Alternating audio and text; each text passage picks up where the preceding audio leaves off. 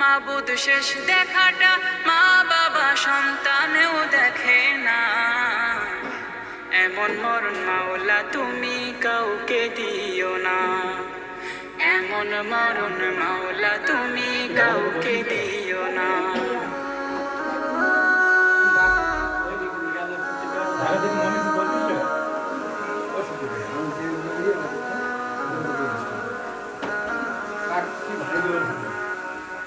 যে মরণ লাশ হলে কেউ চায় না গোসল দিতে, আসে না ছেলে বাবার কফিন কাঁধে নিতে।